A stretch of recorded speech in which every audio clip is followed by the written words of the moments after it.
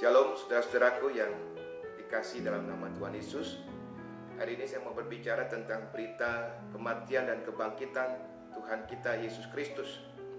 Berita tentang kematian dan kebangkitan Tuhan adalah berita tentang kasih Tuhan yang luar biasa. Sampai Rasul Paulus melukiskan kasih Tuhan sebagai kasih 4 dimensi. Dia mengatakan betapa lebar, panjang, tinggi, dan dalamnya kasih Tuhan Yesus. Manusia biasa berhadapan dengan hal-hal 3 dimensi. Tetapi Paulus ingin menyampaikan kepada kita bahwa kasih Tuhan itu luar biasa, jika dia menambahkan 1 dimensi lagi.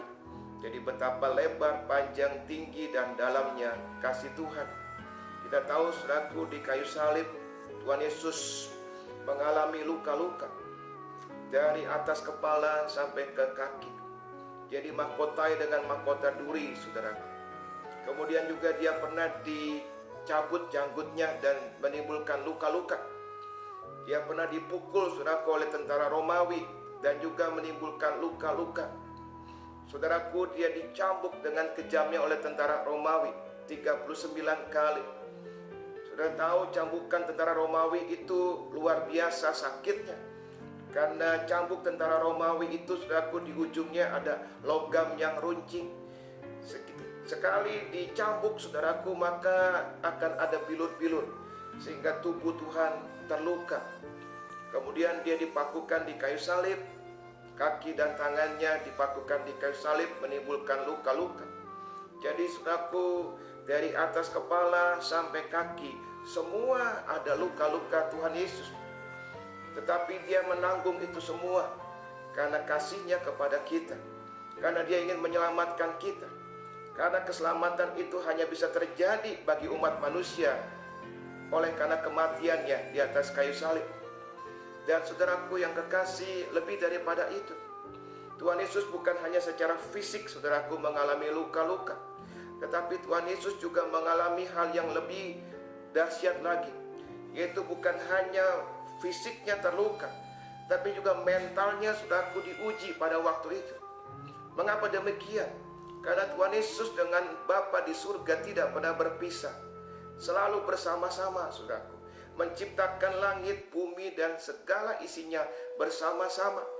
Tetapi ketika dia di kayu salib, saudaraku, Bapa memalingkan mukanya. Alkitab mengatakan bahwa langit tiba-tiba menjadi gelap, dan Tuhan Yesus tahu bahwa Allah Bapa meninggalkan dia. Kenapa, saudaraku? Karena Allah Bapa melihat Yesus begitu kotor. Dosa seisi dunia, termasuk dosa saya dan saudara, ditanggungnya di atas kayu salib. Dia waktu itu bukan lagi domba, tapi sudah menjadi ular. Artinya dia sudah menjadi dosa. Kutuk dosa semua ditanggungnya di atas kayu salib. Oleh karena itu, saudaraku, dia berseru kepada Allah Bapa di surga, "Allahku, Allahku, mengapa engkau tinggalkan aku?" Itu jeritan, saudaraku. Itu sebuah seruan. Untuk yang lain, Tuhan Yesus berkata-kata. Dia memberkati orang-orang yang menyalibkan dia dan berkata, "Bapa, ampuni mereka, sebab mereka tidak tahu apa yang mereka perbuat."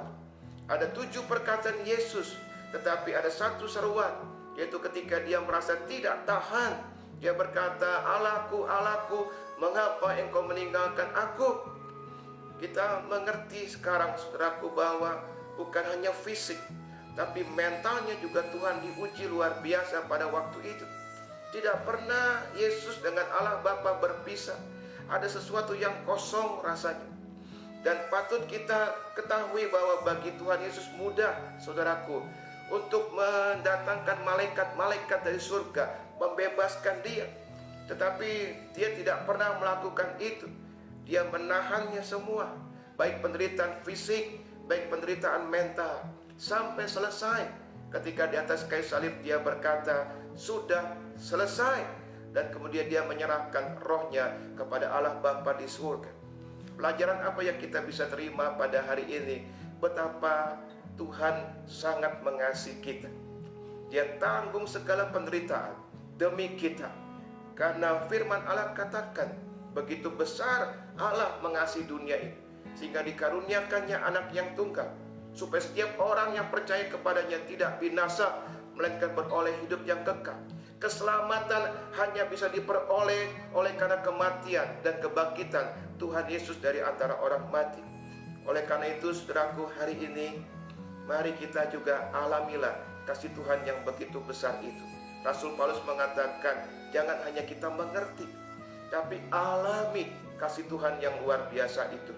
Biarlah setiap saudaraku yang mendengar kebenaran ini membuka hati dan berkata, Tuhan Yesus, saya tidak hanya ingin mengerti, tapi ingin mengalami kasih Tuhan itu. Kasih Tuhan menyelamatkan kita, kasih Tuhan menyembuhkan kita, kasih Tuhan melenyapkan segala ketakutan dalam kehidupan kita, dan kasih Tuhan itu menguatkan kita. Makanya Paulus berkata, siapa yang bisa memisahkan aku daripada kasih Tuhan?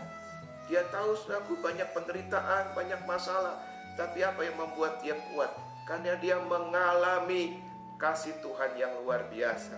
Oleh sebab itu hari ini, marilah kita membuka hati kita. Kita bilang sama Tuhan Yesus, Tuhan, aku mau mengalami kasih Tuhan yang luar biasa itu. Supaya berkat kasih Tuhan itu bukan hanya untuk orang lain, tapi juga untuk diri kita masing-masing. Tuhan Yesus memberkati kita semua.